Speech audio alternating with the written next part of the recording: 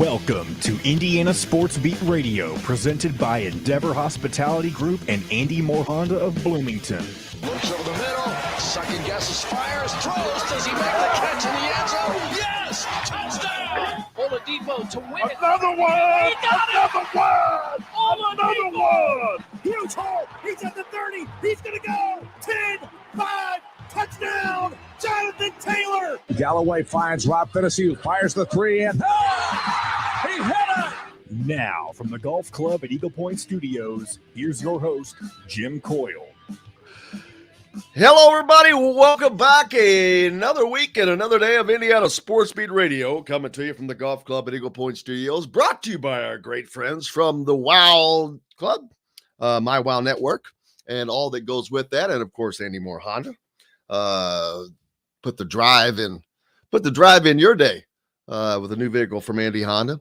The WOW Club, of course, totally free app. Go sign up for it. They are a proud supporter of Value Athletics, by the way, so support those who support you. Go to your Apple App Store or Google Play Store today and sign up for the WOW Club. I'm going to start showing you why and what you're missing out on from places like, if you're around the Bloomington area, well, there's tons of places you can go. Southern Stone Restaurant, Courtroom Sports Grill down in Bedford, Feast Market Cellar with an immense selection of wine and cheeses, Cape Bello, Southern Italian fare right here. So everything you've got, and Metalworks Brewery. So you've got everything covered that you can ever want. How you doing? Lots to get to.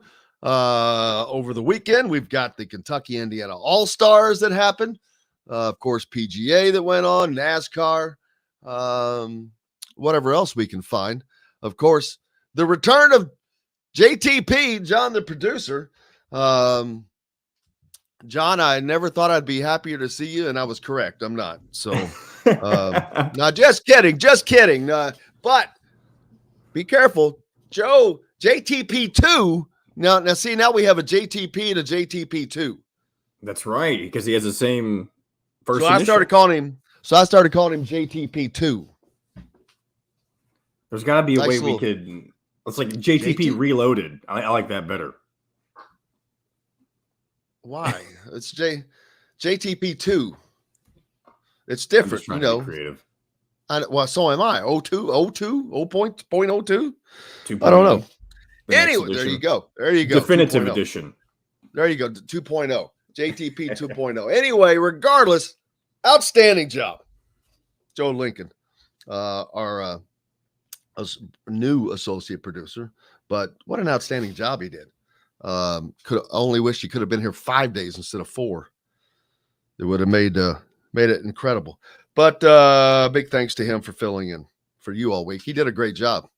And it's great. So- And anytime that I have to be out, he will be the primary fill-in for me when he's available. Yeah.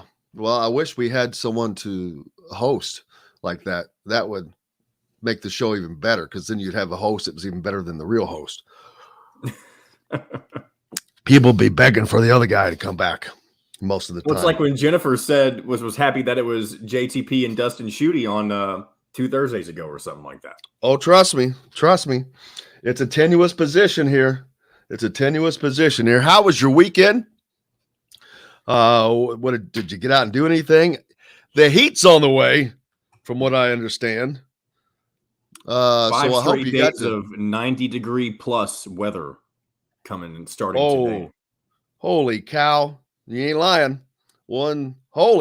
Tomorrow and Tuesday, Wednesday, and Thursday probably will not see me leave the Golf Club at Eagle Point Studios. 9-7, baby. We just put As in a matter one of of- those. As a matter of fact, the sunblocker low fans. Go ahead. the low tonight is 80 degrees. Doesn't it seem like just 3 or 4 weeks ago we were talking I've about? already said that. I've already said have? that. Yes. No. Well, if you're going to say we didn't have a stinking spring that went straight from 50s to 90s, I said that's happening. While it was happening. I was going to say. While it was happening, I said, watch this. This is exactly what's going to be. And as always, it is the case. But oh well, what are you going to do?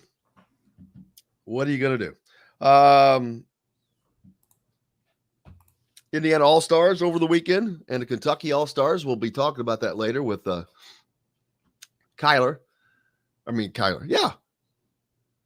Staley from the Hoosier.com will join us as Indiana sweeps the Kentucky All-Stars again. Of course, Indiana's recruit CJ Gunn led the way. 41 points over 2 nights for CJ Gunn. What a consistent weekend he had. 20 points in Friday night's game down in Owensboro against Kentucky, and then 21 points Saturday night. Named MVP. Congratulations to him. That's a cool thing, man. For the rest of his life, he gets to be known as he gets to know that he was the MVP in the Indiana-Kentucky All-Star game. That's a pretty good thing. That's a pretty good thing. Because whether people think it or not, Kyle, our good friend of the show, Kyle Nedenrip from the Indy Star, has got a piece out now called, and we'll talk to him when he's on Wednesday, but is Indiana-Kentucky All-Star games worth keeping because Indiana is so dominant of this series. But I say, yeah, if they want to keep coming, let them keep happening. But it's first started in 1940. The first Indiana All-Stars in 1939 played state champion Frankfurt before Kentucky was brought in the following year in the 90s. Oh, wait a minute. Through the 90s, rather. Back then, now, they played on a Saturday on one week and then a Saturday on the next week. Sellout crowds at Hinkle Fieldhouse. You know, we've talked about all that stuff. But let's see. What's this? I'm trying to find the series record if he's got that in there because it's unbelievable. The girls lost to Kentucky this weekend, though. So they had a split. I'm not seeing, and I'm surprised that he doesn't have the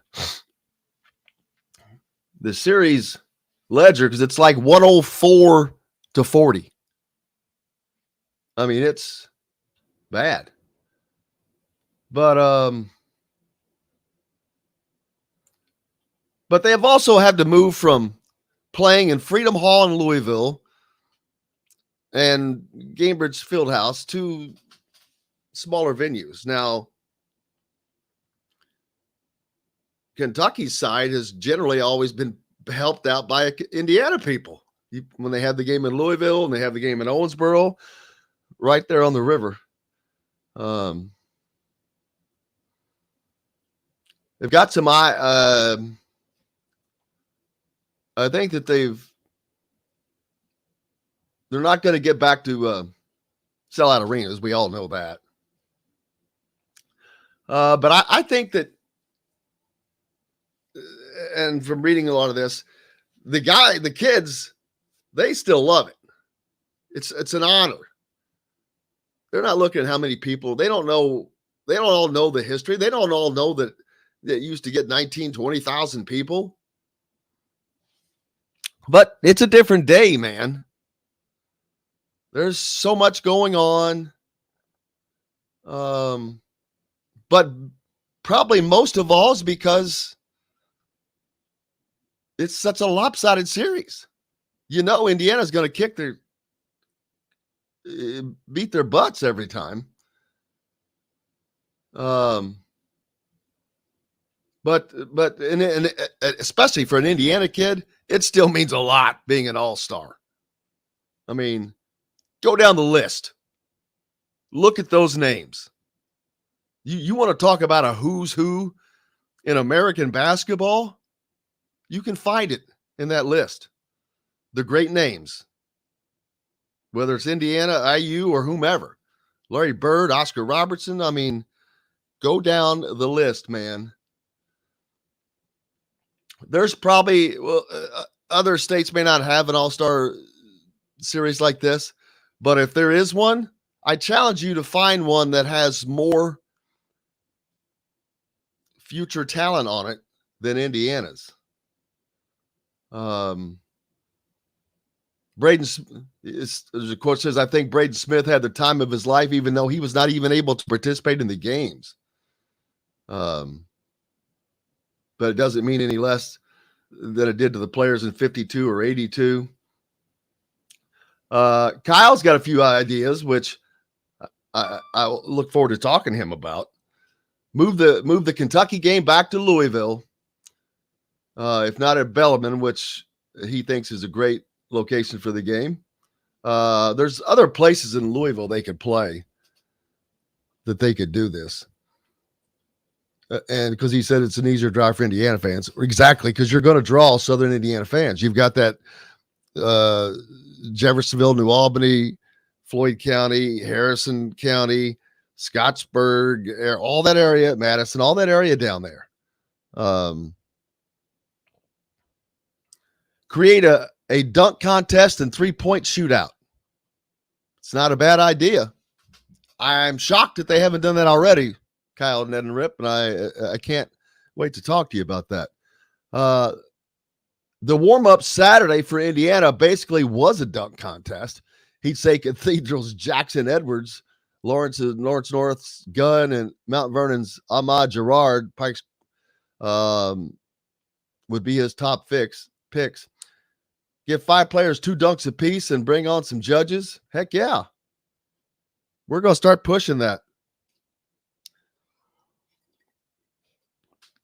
Matter of fact, Mike Broughton, who was, that's a great idea. I'm going to get Mike Broughton on. He's the former basketball coach at Jeffersonville High School, but basically runs the Coaches Association, I believe. Or is it the All-Star that he runs, actually? But he also suggests considering alternatives. He's against trading out a series with Kentucky for another state, which comes up regularly, like Illinois or Ohio. Why would Illinois, Ohio, or Michigan care about this series any more than Kentucky? Gunn mentioned maybe playing Michigan one night and Kentucky the next, but keep in mind the Kentucky girls have been competitive in this series, splitting 5 in a row following Indiana's 3 sweeps. So they've split 5. The girls is a competitive side. But he thinks a more viable alternative might be a series against the Indiana Junior All-Stars, playing it in the same format on Friday and Saturday at 2 different historic venues in Indiana. There are plenty of those to consider. Not bad. I think that's something that they should do, but I don't know because of time. Now, we saw Tay Davis not be able to participate because Seton Hall said we need to get you over here. I think it's time for a break. Man, I can't believe I talked that long. We got plenty more coming up, more to talk about the All-Star game as Kyler Staley will join us. Also, looking forward to talking to Dustin Dopirak. And who else we got on, Jadon? Is that it? Jim Reamer as well. Jim Reamer. Oh, Jim Reamer will be along as well. And hopefully maybe we can see if there's any interviews from this weekend from the All-Star game. Hey, you're listening to Indiana Sports Beat Radio, brought to you by our great friends from the Wow Club. Make sure you go sign up at your Apple App Store or your Google Play Store. Start earning Wow rewards today. I'm going to show you why. You're going to wish you were ordering from BB's Marketplace. You can get those sausages and steaks for the grill this summer. But go there and sign up. It's free, cost you nothing. But they are a supporter of Value Athletics and a supporter of Indiana Sports Beat Radio. So support those who support you, please. Back with Kyler Staley right after this. We'll be right back to the Golf Club at Eagle Point Studios for more Indiana Sports Beat Radio with Jim Coyle, presented by Endeavor Hospitality Group and Andy Moore Honda of Bloomington. Whether you're visiting... Man, can you believe I ran my mouth that long? It was good. Yes, I can. I can believe that. See? He's the only one that has enough sense to say it. Tebow says we should do the show from Bubba's 33 with a dunk booth, and me and Jim take turns getting dunked. You know what? Oh, a water dunk booth. I would do it any day this week, considering it's been in the 90s all week. I would do it all day. this I would, week. if they couldn't throw, I'd just say, come push that button. I don't want to sit up here. Let me get in the wall. I would tie a rope around it so I had it. And if they missed it, I'd jerk that rope anyway. Hey, this is a good week of practice for me because I'm going to Arizona next week for a wedding. Oh, yeah. So, Hey. Can you turn your phone sideways? does that work? Is that Yeah, better? there you go. Wait. Full screen now. Yeah. Always, and just FYI, if you're out filming something, doing something, interviews, whatever, always do it landscape. Absolutely. Always. Absolutely. Okay. And same with this. Anytime you're using video, go landscape. Otherwise, it makes you a tall deal. See, this looks perfect. It fills the screen. Looks awesome. Okay. How were the games Saturday? I ended up not going. It is what it is. Yeah. It was good to see all those guys play one more time in now high school setting, but it just wasn't competitive. So, see, that's one thing, and I don't know much about the history of the All-Star game, but will we ever head towards a future where it's kind of like college football bowl games? They don't want to get hurt, so they don't play in the high school All-Star game? No, Kentucky just doesn't have the flipping talent to begin with to compete. If Kentucky loses a guy off of their team, it's devastating. Indiana loses a guy. Well, I'm just sometimes you don't have somebody to play that can't play, whatever. Tay Davis, for example. Mr. Basketball didn't play for Indiana. You got two guys that didn't play for Indiana. What's interesting too is that this year should have been one of Kentucky's better years, considering they got a lot more Division I talent coming out of the state right now. Do they? Or maybe that's next season. Maybe that's next season. Next season, yeah. Got DJ Wagner next season. And then, but he's not out of Kentucky. No, Caleb Glenn's not even a part of it anymore because he's at La Lune. Hey, I forgot. DJ's not. Your connection's not. Hey, Kyler, if you can hear me, go ahead and rejoin us. Drop out and come back in. There we go. All right, we're coming back in about 20 seconds. So. Complete coverage of Indiana basketball, football, and plenty more. Simply go to thehoosier.com and sign up. It's free. You can also find full episodes of Indiana Sports Beat Radio on the homepage or on the station every week, Monday through Friday. If we're not on a station where you live, we should be. Ask for Indiana Sports Beat Radio. This segment is brought to you by Southern Stone Restaurant.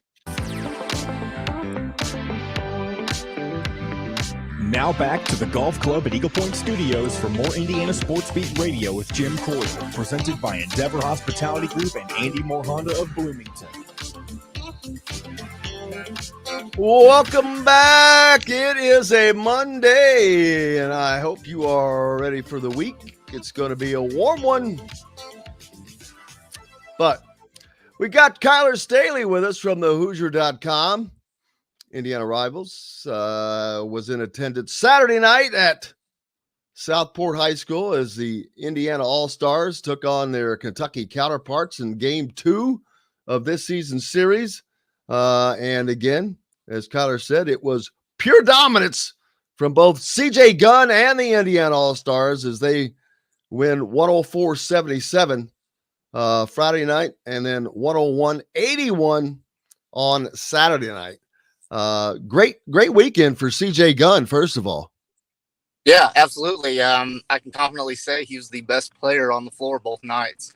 Pretty much getting anything he wanted. Notice how good he is hitting that tough jumper. He's so creative off the dribble.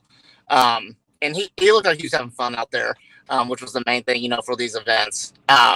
Excellent night, averaged 20 and a half points for both nights, won the MVP.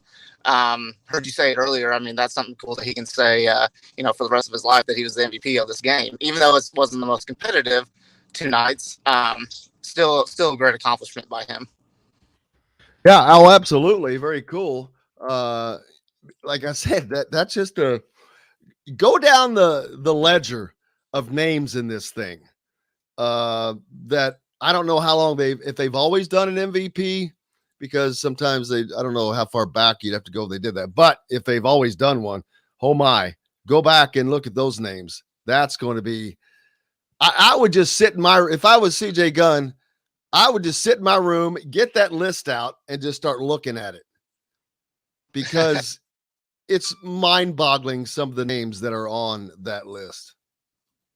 Yeah, I can't even think of the guys off the top of my head with that, but I mean, like, it's got to be an incredible list. Incredible. Well, I know the guys that have played in it. I don't know who all have been named MVP, but I know that the names that have just simply played in this game, guys like George McGinnis, Larry Bird, Oscar Robertson.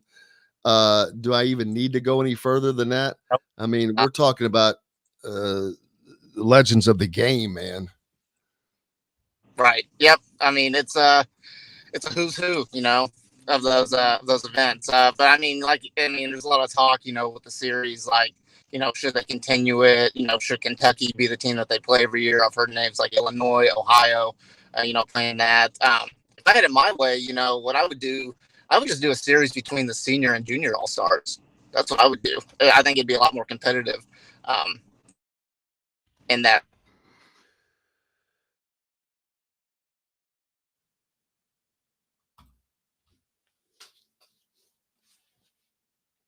Well, I think that I agree with that. They obviously are playing them, but a 2-game series, I guess it would be okay, but I don't think that's as, I don't know. Well, was it more competitive than the Kentucky games this year? I think it was. Yeah. I can't remember. It was last Wednesday when they did it. I know Xavier Booker kind of. If you could get the guys there that need to be there, that would change it. I mean, not having Xavier Booker is a big deal. Yeah. And then this past weekend there was actually 4 players that didn't play for the Indiana team. They were only down to 10 players. Let's see, Braden Smith didn't play. They were down to 9, I think, on Friday night, right? On Friday night they were down to 9. With Tayshawn Comer had a family emergency, but he was back for the Saturday game. But in total, like on the Saturday game, they didn't have Tay Davis, they didn't have Braden Smith, Jalen Washington, and Connor Esijan didn't play as well. But first of all, also I think there needs to be 4 alternates named for the team. Yeah, I believe so. Yeah, because they had Jalen Washington listed, even though, because he didn't play his senior year, didn't play the entire senior year. So he was kind of like that honorary member that they had on there. But yeah, I agree. They should always have some guys, in the backups, waiting in the wings. Because there was a few seniors out there that probably deserved to, at least play in it or sit the bench or something like that. Well, and also, yeah, I mean, you're always going to have reasons. Now, the one that kind of aggravated me is the Seton Hall not allowing Tay Davis to participate to get him to Seton Hall faster. You know what? They're lucky to have him, first of all, in my opinion, and to take that away, those few days, that 1 week is utterly ridiculous. There is no, most of us have played sports, and there's no way there's no sport that I've ever played that a single week meant that much difference over the course of the season. There's just no way. And I think it does more damage than good by doing that, because that's all I'm going to keep thinking about is that that coach didn't allow that. It's just something that sticks with me. Yeah, it's just a little funny. Really glad that Woodson let CJ Gunn play. They didn't really do anything crazy. There was maybe I look at Peter Suter, who's from Carmel, that's going to Bellarmine. He was probably the guy that played the hardest on the floor. But I mean, with the talent wise, the Indiana team didn't really have to play at their 100% best, just because they were just so just talent wise, just so much better than Kentucky. But safe event and everything. It's just, I don't know why Seton Hall would take that away from Tay Davis. His dad was there to accept, his award and everything, or his whatever you call it, his plaque. But it's just a fun event, and Tay Davis is never going to have, that back. So, miss out on that. No, that's what I talked about last week. This is a once in a lifetime thing, man. It's a big deal. I keep saying, look at the names on this list, man. Look at the names that have achieved this, and to get that, I am not here to prognosticate the future, but I don't think that he's going to go to Seton Hall and become. I don't think that there's anything he can do short of winning a national championship, becoming their all-time leading scorer, or something that's going to eclipse being an Indiana All-Star. I mean, that's a big deal. That his picture's going to be hung up in his high school. It's a big deal, and it's just one of those things that aggravates me. But what about I think that Kentucky should play the Indiana Juniors, and the winner of that gets to play the Kentucky Seniors. There you go. I mean, yeah, that'd be a good idea. I would be on board with that. Great weekend though for CJ Gunn, 41 points over 2 nights, and talk about consistency. 20 points on Friday, 21 points on Saturday. MVP of the event. Talk about his weekend first of all. Yeah, just complete dominance by him. Shot the ball well. On Saturday from behind the arc, from what I saw. Like I mentioned earlier, made those tough jumpers and really showed how creative he is off the dribble. Writing in the thread and everything. A lot of people were excited to hear that. A lot of Indiana fans were excited to hear him playing so well. And a lot of them. And that's only in 23 minutes on the first night too. It's not like he's playing 38 minutes. Yeah, he was a little limited. Let's see, he played in the Southport. He played. The first half played a lot of minutes, and then the second half he was kind of limited just because the score was just such but doesn't really matter at that point. But just played well, and like I said, Indiana fans and the forum threads, they were very excited and everything. You want him to come in right away and be that stone cold killer from behind the arc and stuff. It'll be interesting to see how many minutes he gets his freshman year. I mean, it just all really depends on how much weight he puts in this summer, how much he improves his overall game. And, we'll just see, when the season comes, how much playing time he'll get. Yeah, now he heads to Bloomington, probably already moved in, and has probably already begun practicing with his teammates, or if not today, could be that first day to do that. But he's been around them already. He's worked out with them already, I'm quite certain. So, but that is now the focus for him and the Indiana basketball team. The question for me, and that we're going to be wondering until the season starts, is can his outside shooting translate to the college game? Because that's an area where Indiana is missing and something that he has done. But what else did you see in his game? What did he do Saturday? How was he scoring his points? Yeah, it was mostly off the dribble, wing drives. He actually welcomes, that contested defense. He can score over them, everything. And, to answer kind of your question there, will his 3-point shot translate to the college game? I think it will, just because, the range he was shooting the ball on Saturday. I mean, I think his last points of the game was a 3 from the volleyball line. So, I mean, that's good enough for me right there. But I think you think? Yeah. So, I think he will translate well. It might not be this season, but, throughout his Indiana career, he's going to be a very important player. He's going to be relied on to score. He could be, by his senior year, the leading scorer of the team. But, that's a ways away. But I think he's going to translate well. Just got to put on the weight, keep improving, and we'll see where it goes. Yeah, I know that having talked to his dad frequently, Chris, it's a great family, by the way. And that's another thing. Indiana is these recruits that they have, whether it's Anthony Leal or Galloway or Trace Jackson Davis or CJ, great families, really important to what you see on the floor, I think. And I think that's going to help him immensely. But yeah, he's one of the guys coming in of the 4 that, along with Caleb Banks, not getting a lot of. We're not talking about them a lot. We're talking about Jalen Hood-Schifino and Ralik, with obvious reasons, they're 5 stars, but we're already expecting from those guys, or fans are, what are the expectations, legitimate expectations from CJ Gunn, and the fact that and the fact that there aren't high expectations for him may work out to his benefit. Yeah, I don't think there's a ton of expectations for CJ. He comes in, he doesn't have a lot of pressure on him like Jalen Hood and Malik do. For obvious reasons. Same with Caleb. Like him and CJ, there's not a ton of expectations there. We'll just kind of see what they can do when they're playing the early part of their schedule. Against the teams they're a lot better than. See how they kind of translate and stuff. But I mean, if I had to guess, I would think CJ would get a little bit more playing time than Caleb Banks this year.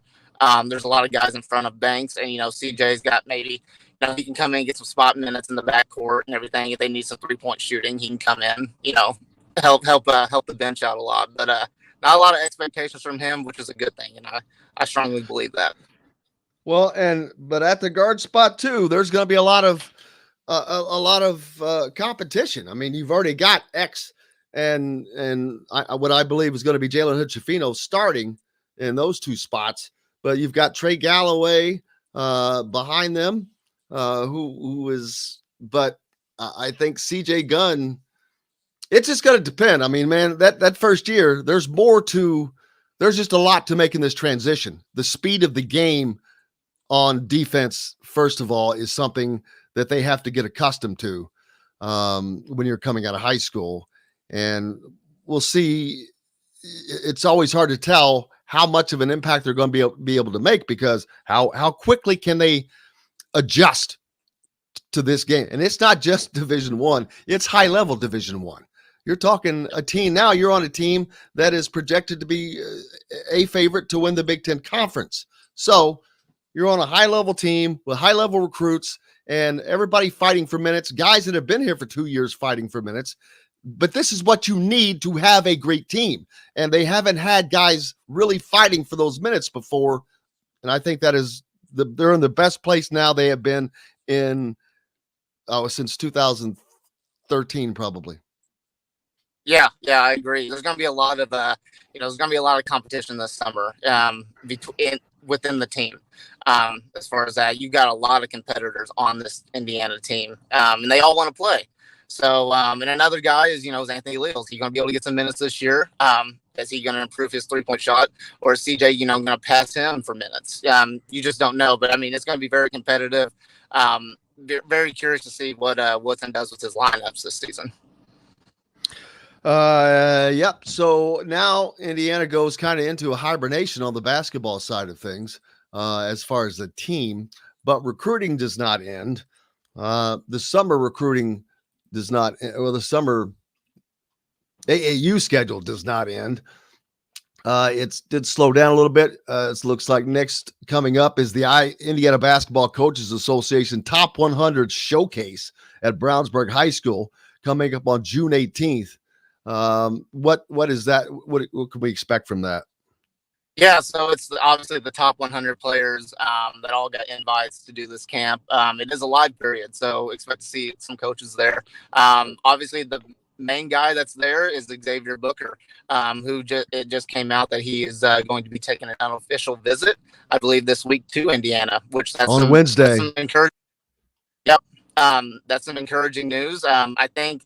Other than Michigan State, he's not visited someplace 3 times. So that's something to look forward to for Indiana fans if you're on the Xavier Booker train. And then it really comes down to when he takes that Duke visit, how that's going to go with there. But, I mean, his recruitment, it's got to be between Michigan State, Duke, and Indiana at this point. I wouldn't even throw in Michigan or not even Notre Dame. What about this? The fact that Tim pointing out that Cathedral as a team went to the Ohio State team camp, not the Indiana team camp. But part of that is who's invited where, I think, right? Yeah. Yeah, it just comes down to who's invited where. Indiana, Woodson, they had their set teams that they wanted to bring to the Indiana camp, and I'm sure they would have loved to have a Cathedral, but they could have already had players playing in other leagues, so that could have been the issue there. But yeah, there's not much you should read into that. Now, one other thing is I know that we had when Indiana had their team camp, Gabe Cup's team was here from Ohio, and he was playing, I think, the Indiana Elite team. What's the kid's name? Powers or Powell? No, they were playing Travis Perry. They were playing his high school team. Perry. The team camps are all high school teams, not the AAU. Right. So, and Travis Perry's team is from down in Western Kentucky, I think near Providence, but he basically lit Gabe Cup's up. And it was without question, he was the better player. Indiana has already offered several kids from Kentucky. Why not offer this kid as well? I mean, he's obviously a player. Yeah, I don't know exactly what the wait is for that. I don't know if they're waiting on somebody else in the 2024 class to offer. They have their sights set on somebody else, that could fill that position. But I think his offer is coming. He's already taken an, an official visit. He's already taken that. So, I mean, it's coming. It's got to be. Well, I know that a lot of times they get up. It angers them when they don't get the offer at certain times. I know certain schools want to do the offer at the school, but sometimes it sticks in those players' minds, and they remember that stuff. But, man, I got to let you go. We got to take a break, but big thanks as well as always, and good stuff. Make sure you go to thehoosier.com to give Kyler and the rest of the guys a follow for everything they have up there, at Kyler Staley as well on Twitter. Thanks, brother. I appreciate it. Thanks for having me, guys. Have a good week. You betcha. Hey, we've got the great Dustin Dopirak from the Bloomington Herald-Times coming up next, brought to you by our friends at Southern Stone Restaurant right here in Bloomington, located its roots in Limestone with their love of Southern fare and gives it a Southern twist. Back with more Indiana Sports Beat Radio right after this. We'll be right back to the Golf Club at Eagle Point Studios for more Indiana Sports Beat Radio with Jim Coyle, presented by Endeavor Hospitality Group and Andy Moore Honda of Bloomington. The sun is out. The birds are. Dustin Dopirak, how are you doing, sir? Doing good, Jim Coyle. About yourself? Oh, I can't complain. No one still wants to listen to it. Can't find anybody that wants to listen to it. Oh, that's the wrong one.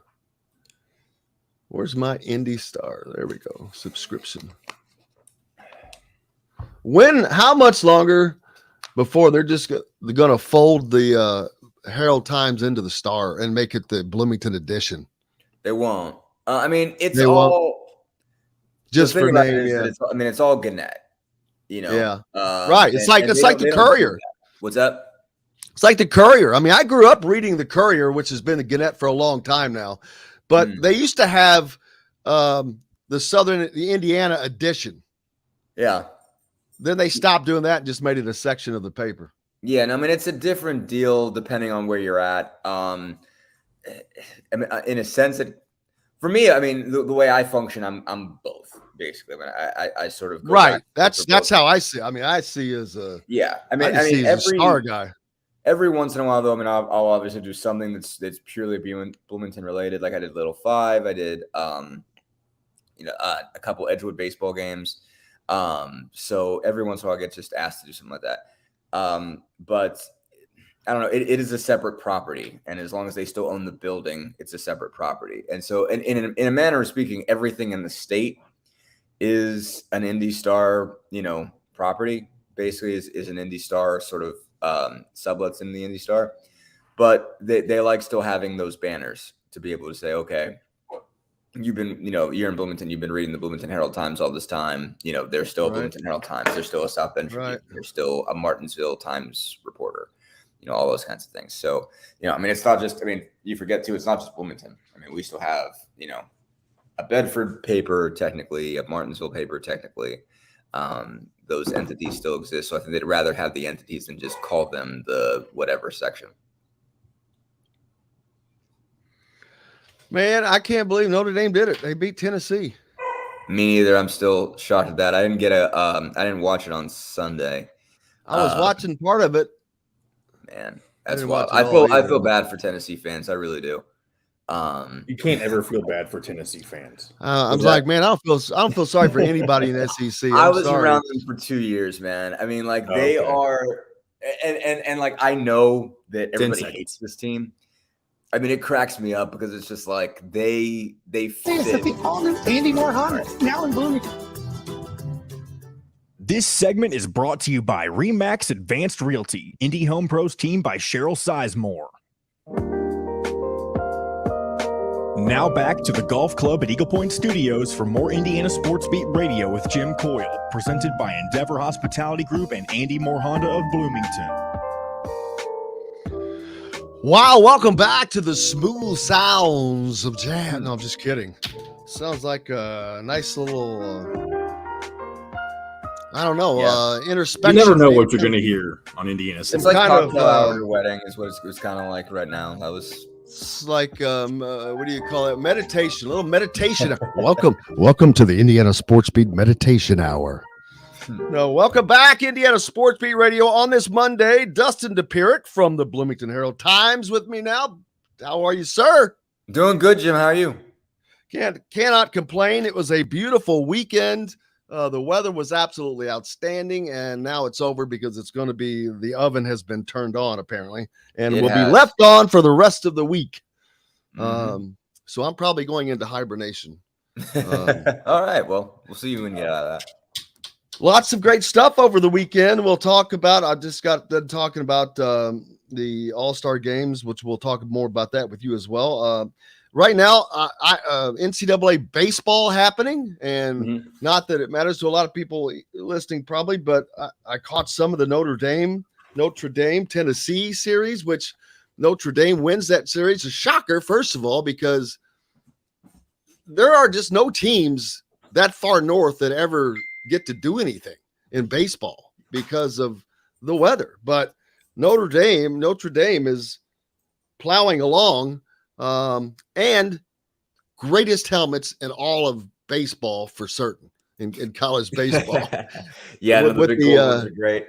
I think awesome. I didn't get a chance to watch too much. I think I watched Saturday when Tennessee went nuts. But obviously Notre Dame comes back from down 3-1 in the seventh to score 6 runs, and I could think of 3 in the seventh, 3 in the eighth, to go back and win that in one and beat the best team in college baseball by far. I mean, Tennessee was one of those that you don't usually see somebody that good in college baseball. You don't see somebody that dominant. 57-8 is wild. I mean, that's what they end their season as, 57-8. And lose. I mean, you said you feel sorry for them. I feel sorry for the players. I got to say, when you lose 8 games, I mean, that's sick. I mean, that's like the Bulls when they were 72-10 or whatever. That's an unbelievable run. 8 games, people.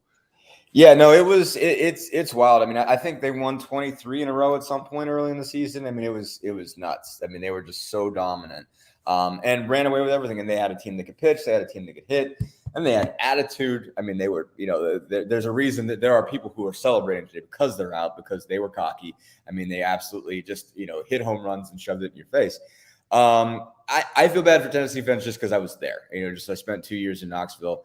And when I was there, they were bad. And they actually had, I covered 2 major leaguers there at Tennessee and Christian Stewart with the Tigers and Nick Senzel with the Reds. And they had those 2 dudes in a lineup but still couldn't win. And that's how good the SEC is, mostly. I mean, Tennessee didn't really have a good theory of the case, basically. I mean, their coach at the time, Dave Serrano, had been at Cal State Fullerton, and had just sort of come up playing this sort of small ball style of baseball. You would try to win every game 3-1, with bunting and stealing and everything like that, and having really good pitching, and the pitching wasn't good enough. And basically in the SEC, you just swing for the fences and rake. And they had, this was a time the SEC was loaded. Florida had like Pete Alonso and Alex Fadeau and AJ Puck and those guys, and like LSU was loaded. And I mean, they always are. It's the SEC, but like Tennessee, between football, kind of near misses in basketball, football being a mess, Tennessee, basketball just having had some really good teams that don't quite get there in the tournament, including this past year where they get beat by Michigan in the second round out in Indy. I mean, a couple years ago when they got beat by Purdue in the Sweet 16, they've had some really good teams under Rick Barnes that just haven't quite gotten there. And they were just all about this team, and it really sort of fits them. Like they've become this sort of, I don't know, outlaw institution isn't really where I would go with it, but they're just an angry bunch of fans. And, they loved watching this team just beat up on people and throw it in everybody's face. I mean, they were really riding and dying with this team. And so, cause I just still follow a bunch of people, fans, media, fans that used to be media, that kind of thing. And it's, I feel for them. It's just a great team. I always just feel for a team that accomplishes that much, and then gets beat because all it takes is really one game. I mean, they were 1-1 through 2, and then, if they hold a 3-1 lead, they're in Omaha and they're the favorite to win the whole thing. But they don't, and their season's over. So it's a tough deal, but I mean, big deal for Notre Dame. I mean, they obviously had a really good argument to host a regional, just did terrific work during the regular season as well. And so they were right there on the cusp, on the borderline of getting to host a regional, and they almost did it. But I mean, to your point about, the North, I mean, obviously I think Indiana was really that 2013 team was kind of a pioneer. I mean, it was really a breakthrough case because obviously, teams from the Big Ten have gone since, certainly with Michigan coming very close to winning a title a couple years back. And so, a lot of things have changed for the better for Northern programs, I think, just because of the investment by the bigger programs. They've obviously gotten more money from all the league network contracts. I think a lot of that money has been used to fund baseball in a productive way, to build more indoor facilities, giving these guys more of an opportunity to hit in the offseason, frankly, to do something in the offseason. I mean, obviously baseball, if you look at Indiana baseball, basically Bart Kaufman, just having that, that clubhouse, have what it is, have a hitting tunnel over there so that you have a place to go hit even when you don't have Mellon Camp, basically, because that's obviously where they do a lot of their workouts during the winter. So not needing that, having a place to go hit without having to, basically have your, time reserved for Mellon Camp is a big deal. And a lot of programs have invested in that way to get you a chance to make sure that you're getting better during the off season. So certainly the South still wins because they can go outside all year. But I mean, you're seeing, Connecticut has a chance to get there tonight. I mean, they play Stanford. It's 1-1. If they manage to go take a second game out of Stanford, then all of a sudden Connecticut's going to Omaha. So you're seeing more and more teams have a shot at it that didn't, usually. I mean, I think Big Ten Indiana was the first Big Ten team when they did it in 2013. They were the first team since '84. So basically that is sort of, I think, the beginning of a renaissance for Northern baseball. And speaking of Indiana, we've seen that they've had 4 all Big Ten conference guys, freshmen, all Big Ten, all freshmen guys. Big Ten, and now 3 All-American freshmen. Yeah, that bodes very, very well for Indiana's future in baseball. No, it really does. I mean, I think that obviously they got to get a lot right because the pitching was more or less a total mess this year. Up until the Big Ten tournament in Omaha. I mean, they had a couple really good performances there. Bradley Bremer in particular had a complete game, made the all-tournament team just with a gem against, I think it was Maryland. Or was Illinois to get them back going, basically to get them a win in the losers bracket, and then they went out and beat Maryland after that. So they really, but yeah, no, I mean, Josh Pine and Carter Matheson, freshman and Brock Tibbetts, freshman All-American guys, just terrific hitters. Matheson in particular, I mean, Matheson's got big leaguer written all over him, and he hit 18 homers, or it was like 18 or 19, and that's what Schwarber hit his All-American year. I mean, things are different. I think the balls are kind of juiced back up even, so they kind of took the trampoline effect out of the bats, kind of made the balls a little bit more, fly a little bit further. So you're seeing home runs get back to not quite where they used to be, but I mean, the Menendez kid from Texas has 31, so that's getting back to where, closer back to that level. But still a big deal. I mean, the kid looks like a pro. So you've got this middle of the order you're going to be able to build around, and so they've got good pieces, I think, going forward for the next couple of years. I think Pine's a terrific hitter as well. I was really impressed with what he does. Hits some homers, but also just hits a lot of doubles in the gap. Really good gap to gap guy. Brock Tibbetts has some real raw power too. So those three guys are going to be some dudes that can really carry them, going forward the next couple of years. You can build a lineup around those guys. They just got, they just got to put together a pitching staff. That's going to be the difficult thing. I mean, they're a long way from doing that. I think there's a couple of young kids that got some decent arms, but they have a chance to lose some guys, I think, in the draft this year. Jack, Perkins, I think, in Bothwell. I wouldn't be shocked. I wouldn't be shocked to see those guys go for relatively cheap. So if they can keep them, that's at least the beginnings of a pitching staff, but they've got to build a lot more. But they've got a real offense that can make them a Big Ten contender for sure. Absolutely. And then, of course, did you go to Southport, I assume, on Saturday night? I did not. Kyle Nedenrip was on the case on Kyle was there, one. yeah. Mm-hmm. Yeah, I read a lot what Kyle had to say. And CJ Gunn, of course, there were some guys that weren't there, obviously. But CJ Gunn having an outstanding and consistent weekend with 41 total points, 20 and 21. Great sign for Indiana fans. But a lot of those points coming off the dribble. Did that shoot some.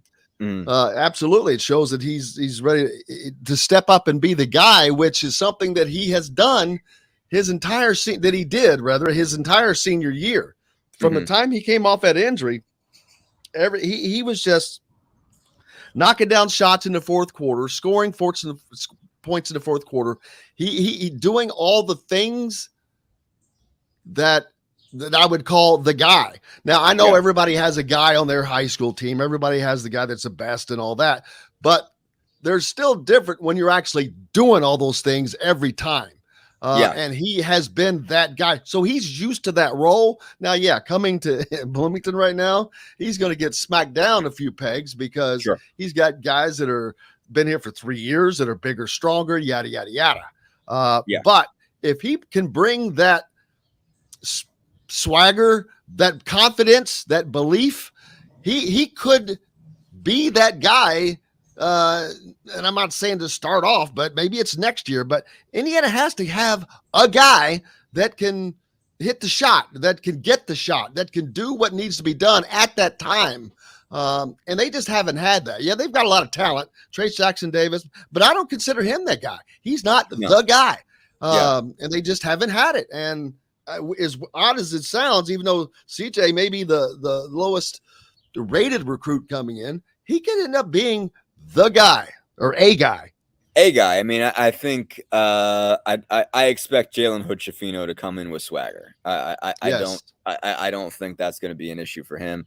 I don't think it's going to be an issue for Malik Reno. I mean, it's going to be a little bit different, and certainly I think he's going to have an opportunity with Jackson Davis and Thompson coming back to kind of find his footing. But man, I mean, he was terrific in Geico Nationals. I mean, basically, like he was really one of the central points of the offense, of them just trying to make sure that he got shots around the rim. So I think there's definitely swagger in some of the guys, but gun swagger still matters. I don't mean to downplay that in any way, because I mean, I think he and Banks both they have it. Those are the guys that have the opportunity to take this from a really, really good class to a special class. If those guys, if you get contributions from those guys, if they make a difference, then if that turns into a 4-person class, I think you just know that you're going to get production out of Hood-Schifino and Reno. Like whether they end up being all Big Ten guys or not, who knows? But I mean, I would just be really surprised as the top 30 players. They have been at a national championship high school program that practically functions like a professional outfit. Other than that, I'm sure they don't get paid. But bottom line, like they've seen it at a really, really high level. I expect them to come in and be comfortable right away. But if Gunn and Banks can also make a difference as freshmen, but then going forward, that turns into one of those sort of foundational classes. I think that you'll look back at and say, okay, this is where Mike Woodson's tenure really got good. Is when they got those guys and those guys started producing and it became pretty special. And again, I've heard nothing but good things about Gunn this week. If he could just be a guy that this season just comes off and gets some buckets off the bench, from time to time, can create his own, that matters. I mean, even if he's doing it in 5-10 minute spurts, playing 10 to 15 a game, that's a big deal. I mean, I don't think that's a guarantee for him at all right now, because I think there is kind of a little bit of a logjam at the 2 and the 3, even though there's not really an established guy. There's going to be a lot of guys battling for those positions, several of which are veterans and have been around for a little while, but also Butch Rufino's got to get on the floor someplace. So I think that's going to be interesting to see. But I mean, even if he's just productive in limited minutes, and then sets himself up to get more minutes next year and more minutes the year after that, that makes a difference. And I think I think there are other guys with some swagger. I think Xavier Johnson's not going to be afraid of getting his own shot. I think we're all aware of that. But it'll be good to have some other guys that aren't afraid of it either. Yeah, this is really Mike Woodson's first true class. I mean, last year, but that was a hustled, bustled, throw you in the fire thing. This is the one that they've had to try, that they've been able to work on and get what they wanted, the pieces they wanted. And it is now this summer. Last year, we didn't know what was going on, and we don't know what's going on there now, but we know one thing: that talent level from 1 to 10 is way different than it was last year. Last year, that talent level went to 1 to maybe 7, to be honest. I mean, truly, ish. I mean, it just depended on how you looked at it, because there were pieces that could do some things and pieces that could do other things.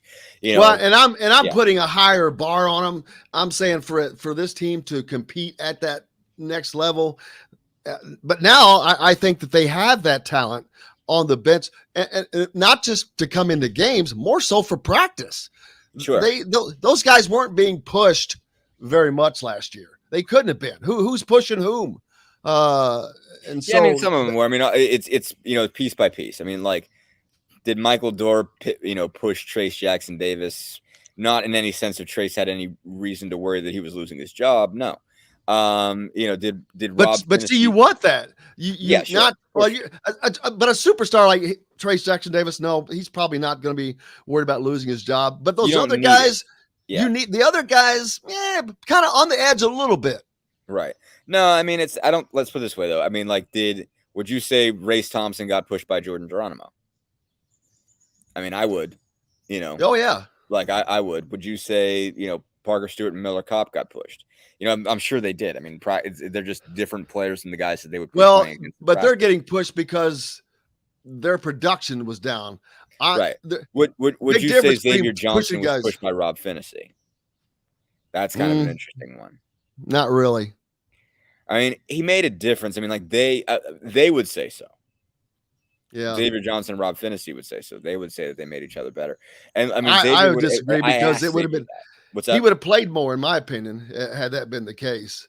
I don't know. I mean, I think one big piece is, and I talked to Xavier Johnson about this. It didn't get in my story, but he said, I asked him about that, and it seems like you guys. I said, like, you seem like you guys have bonded. He said he said, I feel like we've also taken on each other's different styles a little bit. Basically, like where Rob was more risk averse, Rob didn't turn the ball over a lot. He's like, Johnson noticed that and said, okay, maybe I need to take some of that onto my game and not be as wild. Look at some things Rob does to keep from turning the ball over and play more steady and play just really good on ball defense.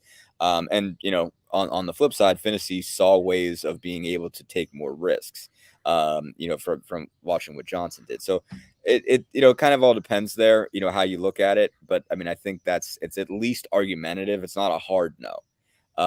And so it's like, okay. And then, just basically the wing, everything was just sort of wide open at the wing. I mean, Galloway, you have to say Galloway pushed Stewart and Jackson and Kopp. I mean, the reason that he didn't play more was he didn't shoot it like they did. Tamar Bates, obviously, was sort of a different story, could have been, I think, just didn't have the year go the way that he wanted it to, but I don't think he was any less talented, than Parker Stewart and Miller Kopp was. But to your point, there's greater depth of talent. I think there are more guys that have the capacity, I think, to be great players. And I think, Caleb Banks, I think, is going to be really an interesting story, because it's like, okay, where is he going to play? Is it going to be more of a 3 or a 4 in practice? And when does he emerge? I mean, I think What's been fascinating to me about Banks, and so Zach went down to watch him in Georgia, and so we talked a little bit about that.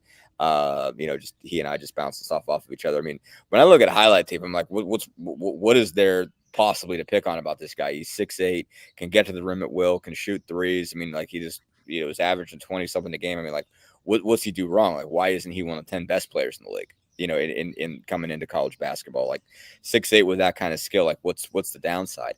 And it sounds like he's just doesn't know how good he is. Basically, just doesn't know what he has, doesn't know how to kind of impose will, more or less. I mean, that's just sort of the read I got from Zach. Because everything I watched on tape, confidence. That guy's a superstar. But there is sort of apparently a confidence issue of him realizing like you can get any shot that you want. You can dominate any defender you want. And when you don't know that you can do that, it holds you back. Basically because it's angles maybe you don't understand. Just ability to like know how you can dominate a guy. It's apparently he's not there yet. So from what I've heard, but I haven't. Again, on tape, I look at it. I'm like, well, that guy can do whatever he wants. So right. Well, now he can, but he has to get game changer. And now he can do whatever he wants because he's doing it at guys that are probably less talented than he is. Now you get him on campus and put him up against guys who are more formidable. But once he gets that first taste of success against a Trace Jackson Davis, against Race Thompson, against a Malik Renault, then man, that's where that first like aha moment comes. Yeah, and then he starts working from there, and then man, that's where the growth will really come. Yeah, no, and I think the thing about the thing about Banks too. I mean, I don't think he's got Geronimo's raw athleticism, but I mean, he could play. I mean, like he can play. Who does? Who does? Yeah, no, exactly. But like everything we talk about with Geronimo in terms of like why isn't Geronimo a 3? Like what like when people ask us that question because you're like, well, that would be the fastest way to get him on the floor. Why can't he just play the 3? And it's like what you don't see is the perimeter ability, the handles. I mean, he can shoot the basketball, but a lot of turnovers. His word was, I don't, know how to move like a guard yet. Caleb Banks knows how to move like a guard. You look at that tape. I mean, Caleb Banks is 100% comfortable running the point at the high school level. That's not something that bothers him at all. He can bring the ball. A lot of these guys started out as guards and have growth spurts, and Geronimo didn't. They're at great advantages over someone like a Jordan Geronimo who didn't have that. And I mean, you see it all. Chet Holmgren. Look at Chet Holmgren. I mean, he's a perfect example. It is stupid. It's stupid crazy, but he's a 7-foot guy who brings the ball up like a freaking point guard. I'm like, golly. But having that little bit of skill is part of why he's going to be a top 3 pick in the NBA draft. It's not just because he's 7 foot. I promise you, the dude has got skills. Yeah, no, I mean, it's hard to do. It's hard to do. It's hard to set that up. I mean, like Chet Holmgren's a freak. I mean, like let's just not mince words there. I've never seen anything that looks like Chet Holmgren. I don't understand. I don't even understand how he's physically possible.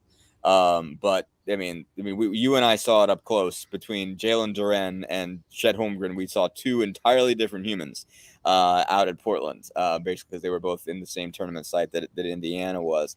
And there was just, I mean, again, you can put him in a ball screen. He can break somebody down, get to the rim and finish. You're like, you're 7'4" and skinny as a rail. I don't understand any of this, how any of this is possible, but he's terrific. But yeah, no, I mean, ultimately you've certainly seen way more emphasis on building perimeter skill for big men over really the last 15 years. And you're obviously seeing the difference that it makes. I mean, there's a good chance that the top 3 picks in this draft are all going to be 6'10" guys who can shoot threes.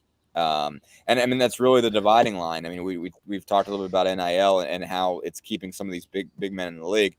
The top 3 picks in the draft, there's a good chance it's going to be Jabari Smith, Paulo Banchero, and Chet Holmgren. And all those guys are at least 6'10", and they all hit probably, I think, at least 20, 25 threes this year, maybe 30.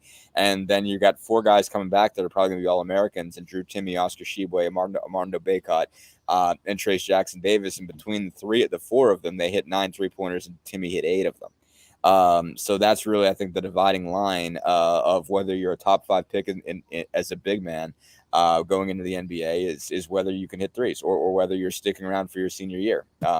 Because it's required at this point in the league. You're playing in so much space. You got to be able to hit a pick and pop three and do it with some level of regularity. And the guys that are sticking around haven't proven they can do that. And the guys that are going to be top 5 picks regularly already have. Dustin Dopirak, if you got a second, I'll take a quick break. I want to ask you about Donovan McCulley maybe being moved to wide receiver on the football program. And sure. Yeah, because we have a lot of questions. Hey, we got lots more coming up. Dustin Dopirak with the Indy Star is with me right now. Make sure you give him a follow. Back with more here on Indiana Sports Beat, brought to you by our great friends from Remax Realty. If you're in the market for a home in the Indianapolis area, you need Cheryl Sizemore and her 2 decades of experience. It could be the difference between you getting the home you want or not. And if you're looking for a home in the southern Indiana area, down in the Jeffersonville, Clarksville, New Albany area, you need Matt Lincoln from Barbara Pop Realty Services. You can reach out to Matt at barbarapop.com. or Cheryl at IndyHomePros.com. Back with more right after this. We'll be right back to the Golf Club at Eagle Point Studios for more Indiana Sports Beat Radio with Jim Coyle, presented by Endeavor Hospitality Group and Andy Moore Honda of Bloomington. Andy Moore, that's your most recent piece, isn't it? Yeah. In terms of one that sticks out, I had something to run this weekend about a former high school coach. But yeah, no, as far as IU stuff is concerned, what's the former? I missed that. What's the one on the former high school coach? Just about this. Basically, a guy, what's his name? Mark Anderson, was a strength coach at North Central for a long time. He was also he coached at Martinsville, and he coached at what's the other one? Bedford North Lawrence. Some other spots. He's a Bloomington native, and he just was inducted in the Hall of Fame. Because they just are starting this Indiana State, not Indiana State, but Indiana Sports Hall of Fame. Basically they like threw 3 massive classes in there that are gigantic. So this just started? Yeah, so they were going to start it in 2020, but this was like about a couple weeks ago. They had the first ever induction. Well, that's kind of they inducted 3. I had no idea. Yeah, they didn't make any kind of sales pitch to it at all. So they basically, like, his wife basically, gave us a call and said, "Hey, my husband, he's a Bloomington native. He's getting in," and the editor down in Bloomington was like, "Can you do this?" So I did. But he's an interesting story. He was, kind of one of the first people in Indiana to really go the strength and conditioning route as far as just being a strength coach. He was in Indiana at IU for 2 years too. But really a fascinating guy, hadn't studied it in college or anything like that, but was a college wrestler at IU and got out and just got some, I think they were at Castle in Evansville and they were terrible. And so they were like, okay, we got to invest in something. So they invested in a strength training program. They had another guy who was doing it, and then he left and he basically studied everything he was doing and then really went all in to try to be a strength coach and basically did it for years. He was strength coach at North Central when Eric Gordon came through there and all this kind of stuff, coached all of these sort of mega athletes. What's his name? Mark what? Mark Anderson. M-A-R-C. Find that story. Yeah. Oh. So I don't know where it is. It might not be on the Star website. It might just. I'm seeing all your other stuff. Mm-hmm. I don't know. It might not have hit online yet either. I think it ran in the paper this weekend. Well, I wonder if since it's a Bloomington story, if they're keeping it off. Yeah, maybe. I don't know. Poop. But yeah, that one was interesting. But no, I think the McCulley piece, because this was something like Mike Schumann pointed it out. I knew about it. I've known about this for a month. Yeah, me too. I've kind of kept my mouth shut. Same. All right. And of all people for Schumann, he's just coming off of basically triple secret probation and not being credentialed for 3 years for football. That's Jim, don't forget I work 7 minutes in this Mike did good job. Mike's come along. I'm standing up. Sizemore from Remax Advanced Realty. Let Cheryl Sizemore get you in the home you want today. Cheryl at IndyHomePros.com. This segment is brought to you by BB's Market in Bloomington. Now back to the Golf Club at Eagle Point Studios for more Indiana Sports Beat Radio with Jim Coyle, presented by Endeavor Hospitality Group and Andy Moore Honda of Bloomington. Welcome back. It is a Monday, your favorite day of the week. Well, it's one day closer to Friday, right? Dustin Dopirak from the Bloomington Herald Times is with me.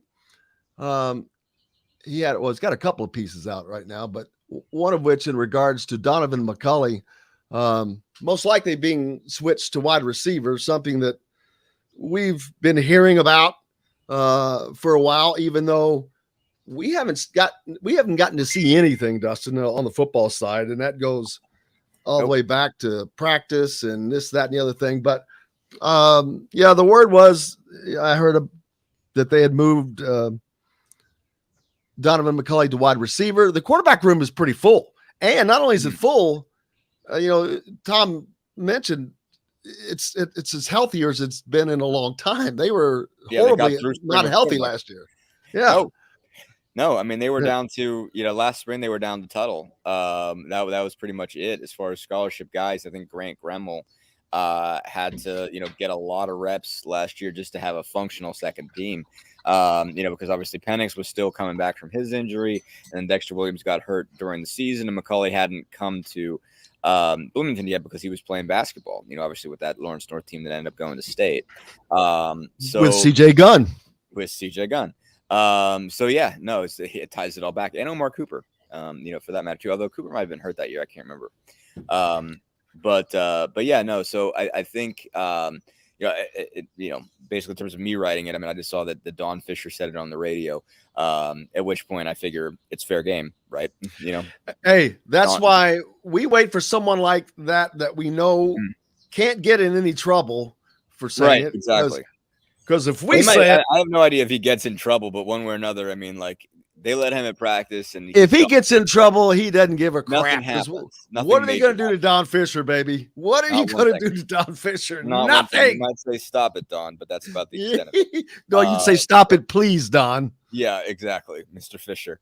I'm going to start. Like, we should all call him Mr. Fisher. No, kiss the ring. We all have to kiss the ring when we go in the media room. You all don't know that, do you? Exactly. No. So I don't know. So apparently, yeah. Like I saw. I mean, it was linked elsewhere, and Don. I guess he'd been on the radio on a radio show, asked about the quarterback thing, and we had asked Tom Allen about the quarterback thing, sort of where it stood, and he did tell us at that point that it was down to Jack Tuttle and Connor Bazelak. So it only stands to reason, obviously, that all right, well, you got to do something with Donovan McCulley, right? Like, you're not going to keep that athletic talent just on the bench waiting for two guys to get hurt. And certainly, I mean, obviously happened once. That's why he was ended up being quarterback last year. And certainly you could throw him back there again if you needed to. But you have Dexter Williams as a backup option also there. And they're going to bring in the kid from Texas whose name I'm blanking on all of a sudden. But, I mean, we saw it. I mean, I think you heard Tom Allen talk about McCulley a lot last year about that you could just see it. You look at the guy and you could just see that he's a dude because he's 6'5", and really fast. So it's sort of a natural, move, basically. Like, if you're going to have a hard time getting on the field as a quarterback, 6'5". Let's face it, Indiana's also used to but lacking in big receivers right now. They don't have big targets. No, not right now. No, I mean, how big? I mean, Simmons. Let's look here. What, Simmons? 6'1", 6'2"? Maybe he's bigger than that. Let me look. Let's check out this roster here. I mean, it's all new guys. I mean, Emery Simmons is 6'1". The transfer from North Carolina. Cam Camper 6'2". I mean, he's not small, but he's not big either. Not huge anyway. DJ Matthews certainly is 5'11". Jonkez Smith is 6'1".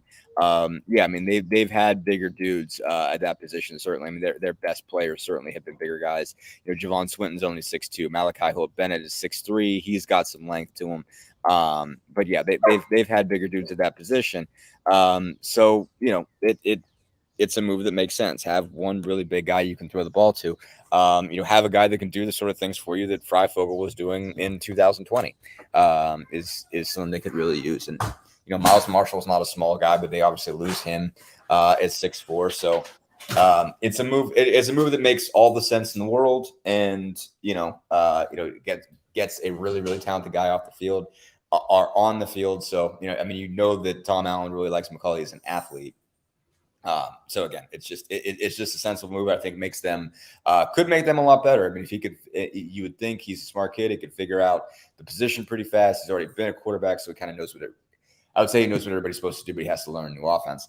But yeah, it makes a lot of sense and might make them a lot more talented. And certainly they have a lot of openings just at wide receiver and just, needing to find somebody, needing to find some playmakers because everybody, basically the offensive skill positions is going to be new. And what are your expectations from a spectator fan's point on the opening game? Indiana opens with Big Ten opponent Illinois, coming off of a very poor season in which let's just be honest, it was a gigantic letdown to fans who had bought in. Mm-hmm. How much? I know they're not going to get that back, at least unless they win. Well, and let me tell you, winning cures any and everything. But what are your expectations for that game? I don't know about that game. Jeez, haven't even really looked at Illinois yet at all. Well, I meant not from a competitive standpoint. I'm talking from the fans. How are the fans? How much they're going to show up? I mean, yeah, it's going to be great. I mean, you saw it at the end of the year. I think there will be at least a somewhat decent showing just on the fact that it's the first football game of the year and it's fall and it's that what else are you going to do? So I think they'll draw, somewhere in the 40s, somewhere in the mid 40s. I don't think they'll draw 50 for that one, but certainly I think there's going to be, I think maybe one thing for all we've talked about, there's the back and forth of, of not having shown anything in the spring to really get fans going. At least the other thing is nobody knows what's there, so it's kind of like the mystery of it all is maybe, that might be worth showing up to find out, okay, what even is this team? Who are these guys who are going to be the starters? I mean, because it's literally like last year you went in knowing, okay, well, this is going to be your starting running back. These are going to be your starting wide receivers. You already knew most of the defense. You maybe had a handful of positions where you didn't know who was going to be there. And then it wasn't guys who had already, been in those positions. This year, you're looking at the team and saying, well, who's even going to be out there? I think we have a decent sense in terms of how everybody was talking throughout the spring, but we don't know. We don't know who the starting tailback is going to be. There's a chance that Sean Shivers, there's a chance that somebody else. We don't know. Quarterback is still a little bit up in the air between two guys. We don't know who the starting wide receivers are going to be. And there's a lot of defensive positions where we don't know who's going to be starting. So I think there's going to be some level of fan interest to find out. I mean, who even are these guys going to be? But it was massive disappointment, and there was so much, not just hype. I mean, I when I use the word hype, it makes it sound like it's our fault that we overbuilt, last year's team, and maybe there's some level of our fault, but ultimately, I mean, everybody had them picked as a top 15 team, and it went totally south. But it's going to take a while for people to buy in. I mean, I think some fans are talking to me like I'm setting the bar at like 4 wins. I'm just trying to. I am not getting my hopes up with this team, and if it happens, it happens. But if they get to a bowl game or whatever, I'll be pleasantly surprised. But I'm just going to presume this team is going to be bad, and I think that's frankly it makes sense because you just don't know anything about these guys, and I wouldn't I would not tell you to start booking bowl trips at all. I would not even consider telling somebody that to start looking at hotels someplace. Bad idea.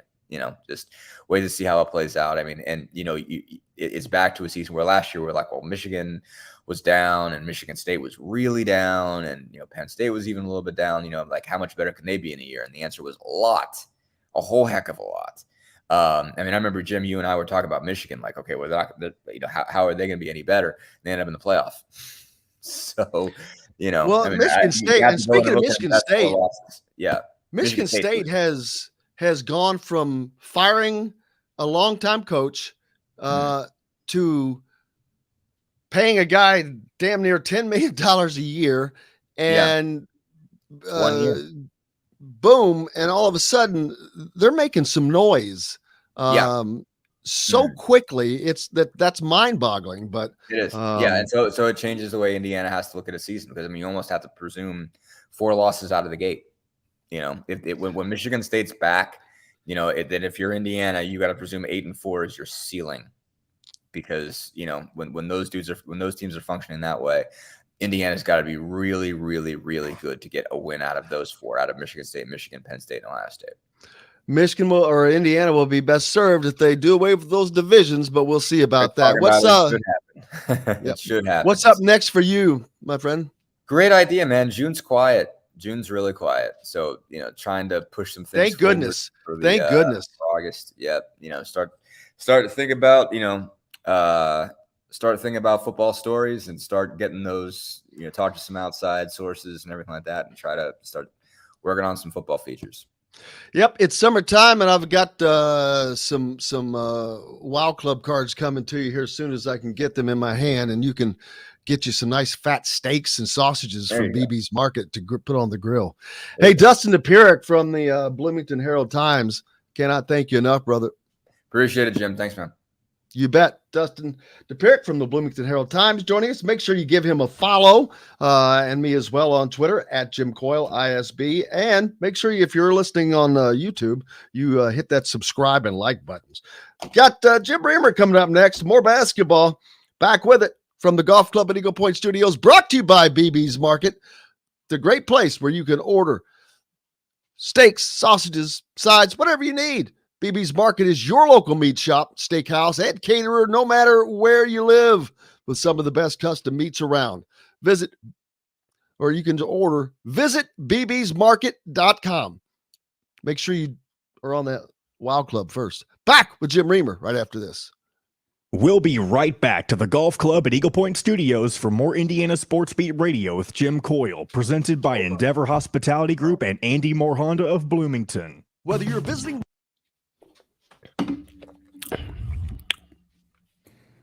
Morning, Reamer. Morning.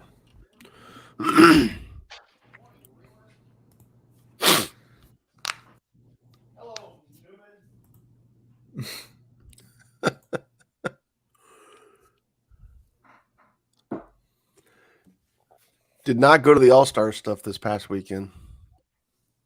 I'm sorry, I'm laughing at something else. Okay. Jennifer says Indiana football is going to go 2-10 again.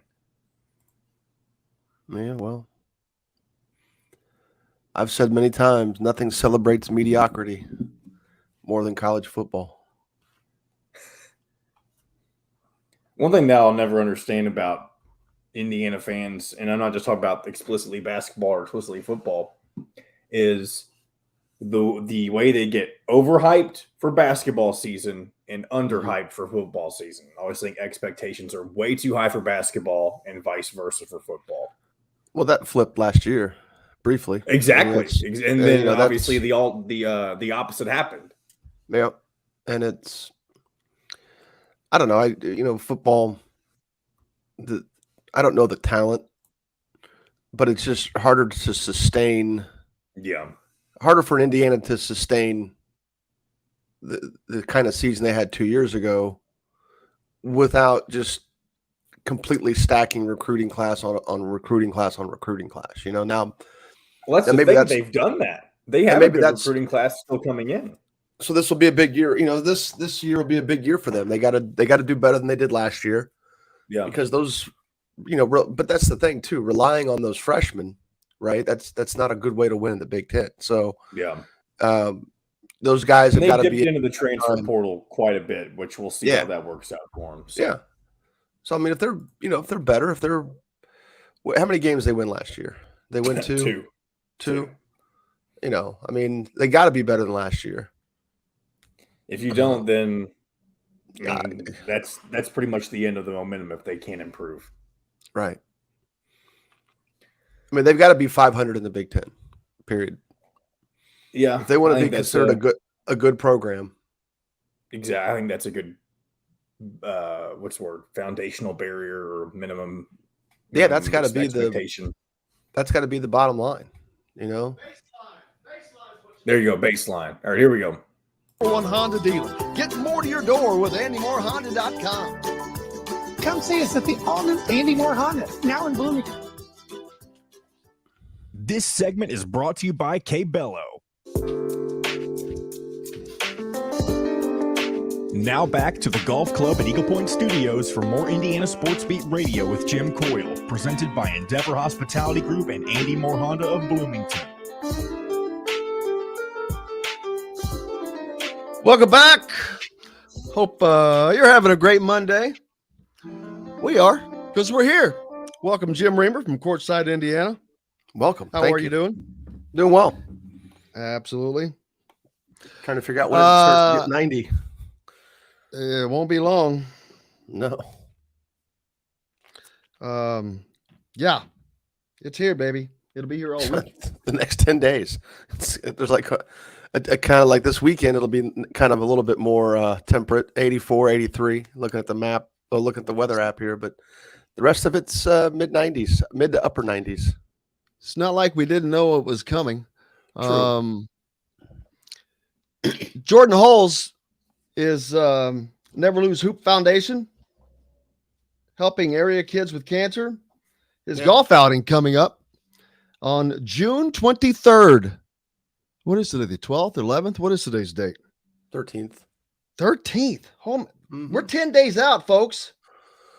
So we're only 10 days away. So if you're not in already, put that up there, John Boy. It has banner disappeared from my little area where it used to be, so I'm looking for it. Well, we're going to blame that. I know exactly who to blame for that. That has to be. Anyway, there it is. But there's the information. You can put a team together. 125 bucks. It's only 125 bucks a man. So put a team together. There is going to be any and everybody you can think of from IU there.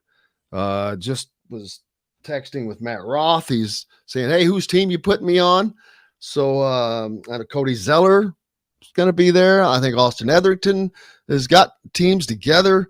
Let's see who. There's some guys that can't make it, but they're sponsoring holes, and you can do that as well. But you can go to this page here, and this is all this information is at thehoosier.com at the top of the forum pages. All of them, the free site, the free portion, you can get in there. But there's also a link, and I don't know if I have that link event. Well, I can tell you what it is, and I need to get. Now I just got to find that to take that down. That's why I can't produce and host at the same time.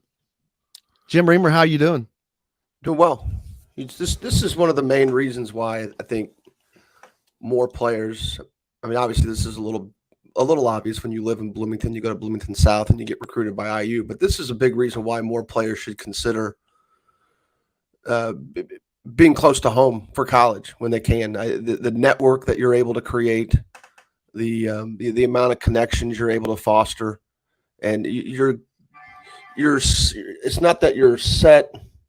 You're not necessarily set for life, but you're able to do things like this, and people will readily, wholeheartedly hop in and get involved. And whether you're helping yourself with, obviously a career outside of basketball, or you're doing things like Jordan is doing with this, this is a great example of the network you create in college goes beyond just playing.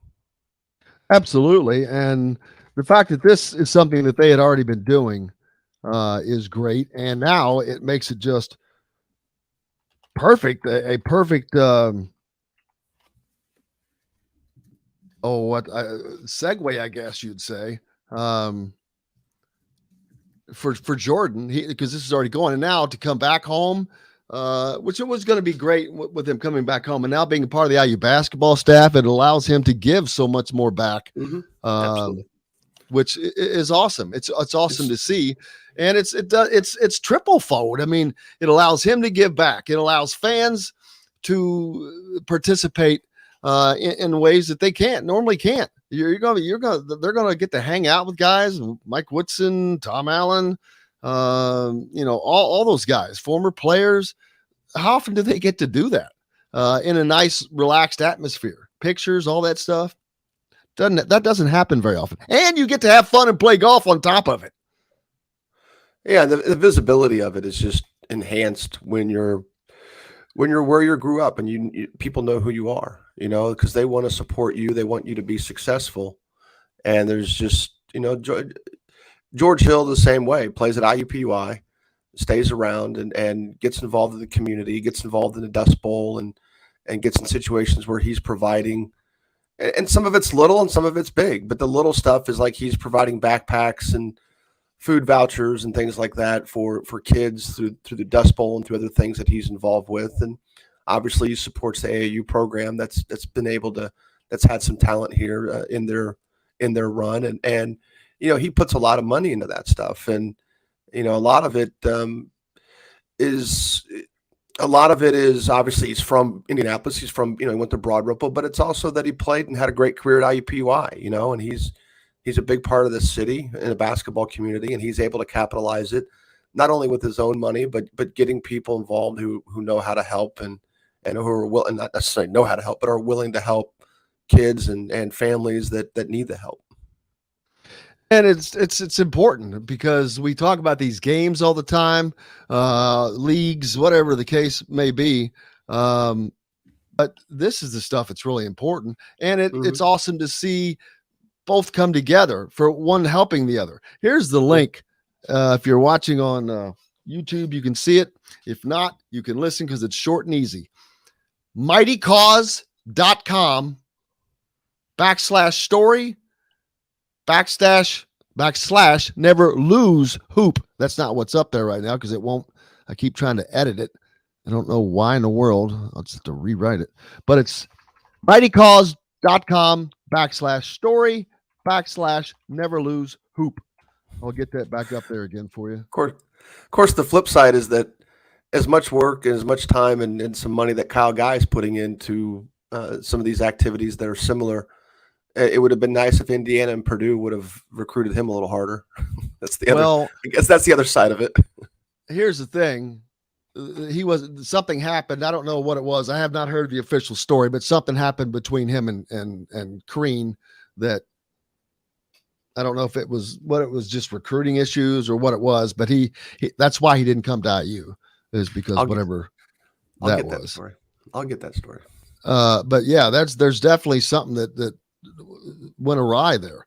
But yeah, don't forget mightycause.com /story / never lose hoop.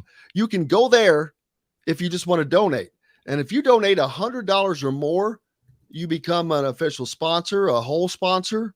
And you get your name on a sign at a hole. And then Jordan and the group guys, all those former guys, they'll take a picture around your sign. We'll post it, send it to you, what have you. So there's so many ways you can participate and help out. And I really want to see some people from our listeners sponsor some holes, do something. If you can't play, and if you can play, hey, let me know because I want to make sure you guys are known. There's Jennifer's playing. She's got a group coming. Ryan and Sherry are coming. Forrest has sponsored a hole. Sam has sponsored a hole. So we've got some people doing stuff. We're getting close, people. Let's make this happen. Jim, you said, I heard you mention you didn't go to the All-Star game over the weekend. Right. And man, that kind of goes in. I didn't make it either. Normally I kind of planned on it. It wasn't as important this year for some reason to me. I don't know why, but I don't want to see. I don't want to allow that thing to lose its importance to me. Right. Well, I get. And I feel in my instance, it's obviously from the website perspective, we focus as much on recruiting as we do the game. The games. I mean, obviously during the school season, that's all there are games. And as much as I get to spend the time in gyms during the week, it's rough to maintain other friendships and relationships when I don't have a kid playing in it. In that case, I don't have that age group, so just didn't get down to Southport Saturday. Wasn't able to, or Sunday, whatever. The whole weekend was wiped out for me because I'm doing things in my condo, trying to get it fixed up and cleaned up and renovated a little bit. But yeah, I spent the weekend, a rare weekend without me having to do basketball was spent me doing a bunch of housework. Well, you could have come here. I could have added, put a list together for you. I'm trying to get shaped up so I can get new flooring and remodel a kitchen. So that's a week ago I did more cleaning in one day than I have done in a year. Probably I just went on a berserk thing where the whole deal, vacuuming, hands and knees, scrubbing, shampooing, kitchen, refrigerators, all that stuff. Just I hate it. I hate doing that crap. I mean, I hate it. You have no idea how much I hate doing that kind of crap. I think most people do. Some people actually enjoy it. Some of the gutting I won't have to worry about because I'm just going to replace the floor. So I've got some original appliances when I bought this place in 99. This place was built in 89. I bought it in 99. And just now getting to the point where I can gut it just in terms of the amount of stuff that's in here. So, all right. So we did have an all-star game. We've talked about it quite a bit. Some of the guys weren't there, but CJ Gunn just took full advantage of that. And I've talked about this. We've talked about this a lot throughout the season. He did Friday and Saturday, what he did for most of his senior year. And I think if you're an Indiana fan, you have to love that because he's doing his damnedest to become the guy, not the guy, but one of the guys. Well, that's when he was, his junior year is the telltale one. Is your sophomore year he was new at LN. He had just transferred in from Hamilton Southeastern. He obviously got a lot of varsity minutes, but he was somebody that would have an occasional game where he would pop up and score and be super productive. In his junior year with those two seniors, and they got to the state final, they got to the state championship game, so they had a lot of talent. I mean, this wasn't a situation in his sophomore year. It was the same group with Tony Perkins, who's now at Iowa. So it's not like he was out there just coasting, but there were still some situations where I thought, and I think a lot of us that were watching thought that he was being deferential to older guys as opposed to being aggressive. And then you go out and you watch the game against Cincinnati Moeller. His junior year was sort of that situation, a microcosm where he really didn't do much until the final 2 minutes of regulation. And then in regulation and overtime, he scored, I think, 12 points. And, and you could see in that small sample size, the differentiating between him and his teammates, and then also the ability for him to take over games. And again, I go to the Carmel game too, where the first quarter he doesn't get a shot against Carmel. Not one single shot, not one single point, didn't get to the line. I don't think he wasn't playing hard. I didn't watch. I mean, I watched that closely and didn't get that impression. And then he still scored 34 points. So he put 34 points up in 3 quarters. So you sort of see, there's a switch there that gets flipped. So what you hope is that he comes in there and that switch is just constantly flipped, and that he's the guy. Got to learn. Yeah, he's not. I think that playing against the level of talent that he's going to be playing against now, that will force him to almost flip that switch.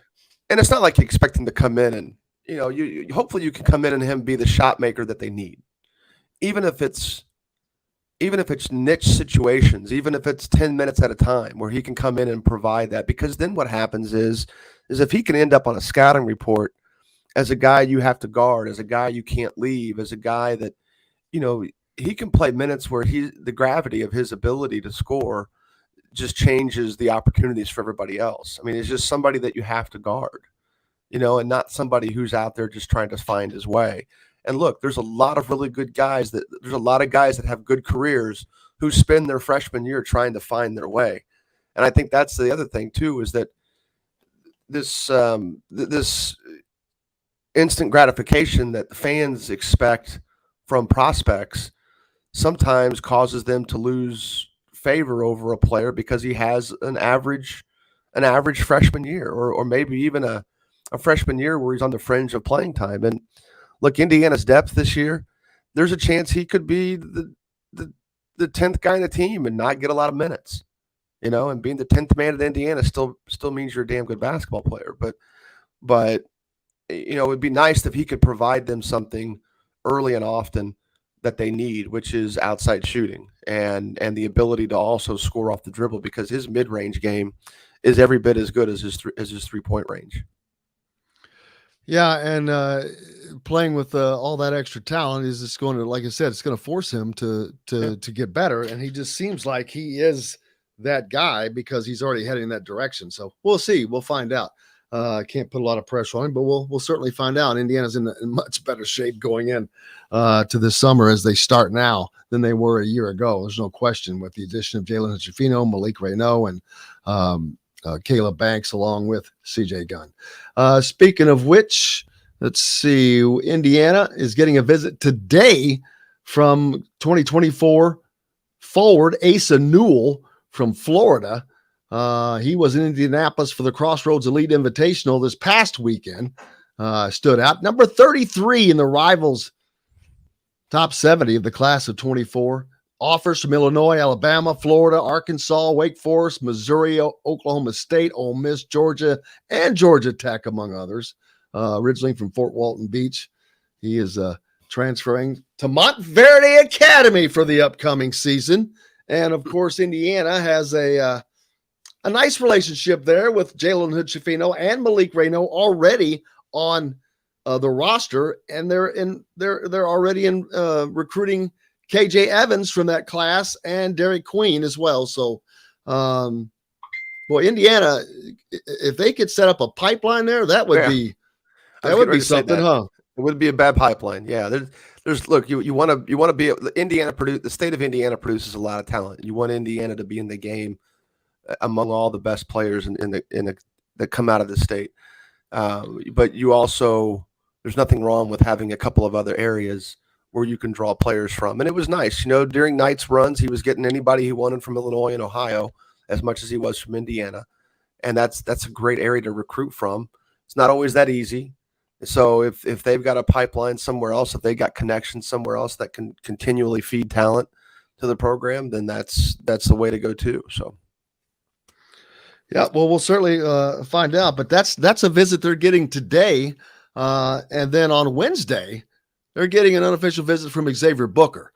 Now, Xavier Booker is obviously a guy whose recruiting has just skyrocketed, but Indiana has just kind of been, I don't want to say on the outside looking in, but they certainly have not been considered in the cockpit, the leader's seat for this. And but they're not giving up, you can see. Yeah, I would hope it would be hard pressed for an Indiana kid to turn down a situation like what IU or Purdue offers, or Butler, or even Notre Dame, although Notre Dame doesn't recruit Indiana a ton. It would be, again, that's that whole story of if you stay close to home, I think you just set yourself up for a lot of success after basketball. And it's not, look, it's not to say you can't come back and do it. It's not to say you can't build roots, you can't grow roots somewhere else. But it would have been, even like a Jake LaRavia who left Indiana State. It'd been great if he could have gone to a Butler. It would have been great if Indiana or Purdue, I don't know if they got involved with, if any of those, I'm pretty sure Butler got involved with him, but it would have been nice. He wouldn't be, he would be the talk of the town now with the way he's moving up the draft boards, at least locally. And there's still some voices out there that talk about him. But he would be all over the place if he would have been at a Butler or an Indiana. And that's not his fault. He should go where he's most comfortable. And that's not blaming anybody. But at the same time, not a bad thing to think about. What it's going to be like when you get done playing basketball. Am I setting myself up for a situation where I can do the most good, or if I need help, get the most help? John's telling me we got to take a quick break, so let me jump that in there, and we'll get that out of the way and be back to finish it out here on Indiana Sports Beat Radio, brought to you by our good friends from The WOW Club, make sure you go to your Apple App Store and Google Play Store, sign up, start earning WOW rewards today for places like Southern Stone, Courtroom Sports Grill, Feast Market and Cellar, Cape Bello, BB's Marketplace, ordering all those steaks all summer long. We're going to get you set up with that. But we'll be back with more Indiana Sports Beat Radio right after this. We'll be right back to the Golf Club at Eagle Point Studios for more Indiana Sports Beat Radio with Jim Coyle, presented by Endeavor Hospitality Group and Andy Moore Honda of Bloomington. Whether you're visiting...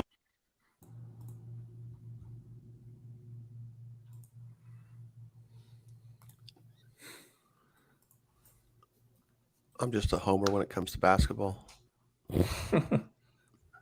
Stay in state. Make a name for yourself. Well, I gotta cover it all, man.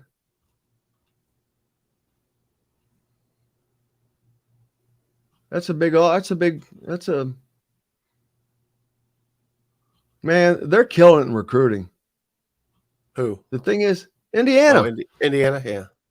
I mean, the difference between Archie Miller would recruit these same guys, but he had zero chance of landing them. And I mean 0% chance of landing them. None of those guys were coming here. That's different now. That's completely different.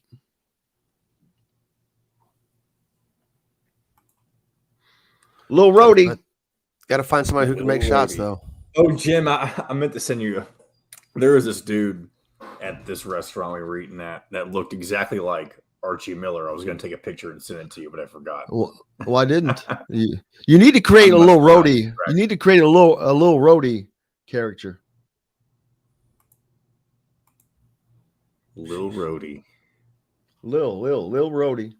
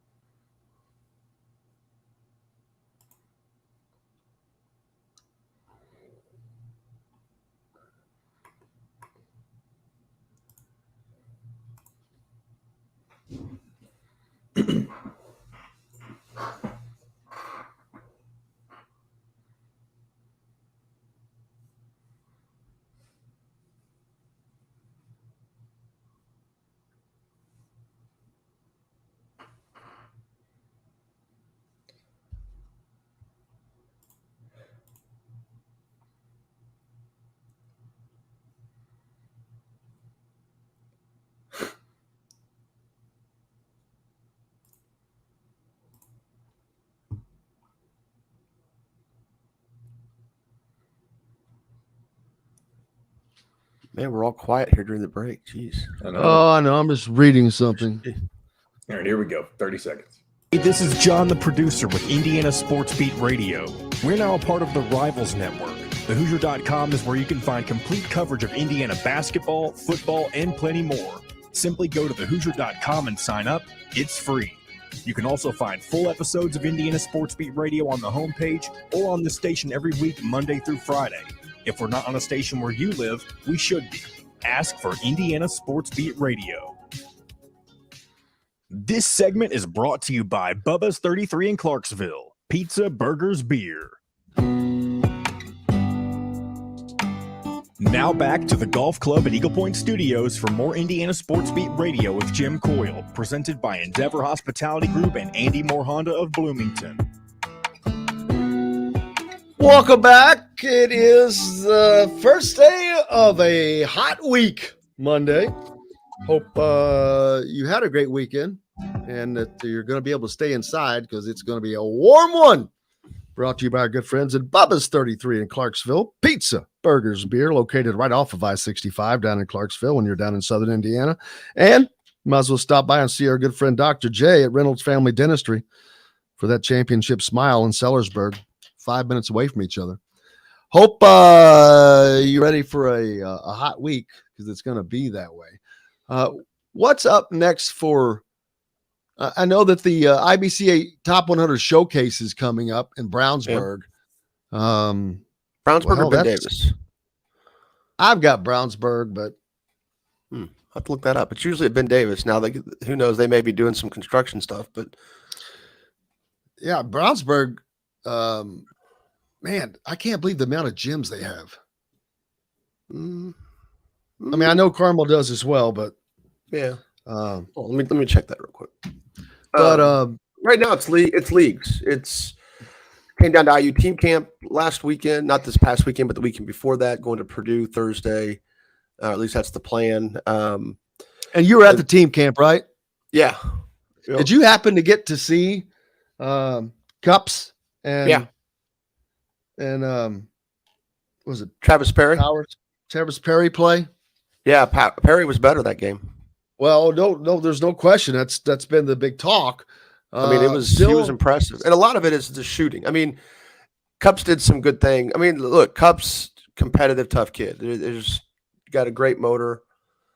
We've talked about him in the past, and I know I was on the Braden Smith bandwagon for a little bit. Not that Indiana was recruiting him hard, or if much at all, before he obviously ultimately committed to Purdue, but. You kind of knew it was one of those situations where once Braden got that high major offer, especially if it was from an Indiana or Purdue, he was going to pop pretty quickly. He waited a whole 2 days. And I think it's going to be a steal. And everybody was like, if we get Braden, we wouldn't have been able to get Cups. I'm like, I'd rather have Braden. He just shoots at such a high level. And that was the difference between him and Perry is Travis Perry just shoots the ball at a high level.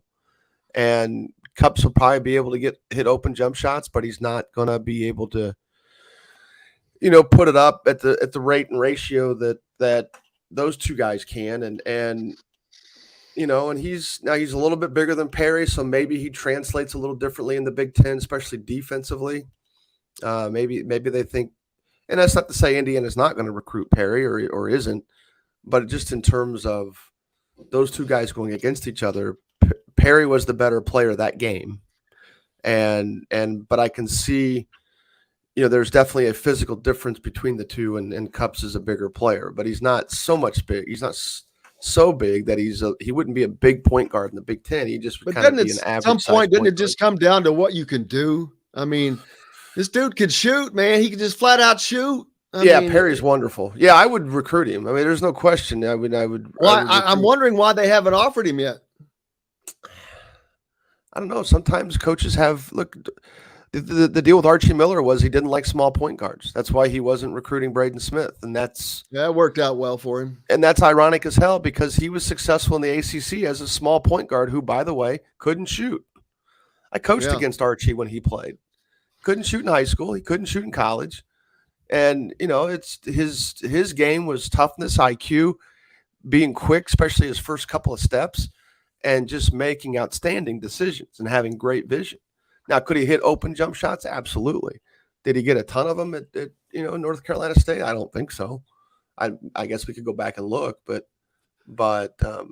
yeah, I mean, Travis Perry was wonderful, and I didn't like him as a freshman. I mean, I didn't like him as much as some people did. I mean, it would be considered recruiting over Gabe Cups if they offered him, I would imagine.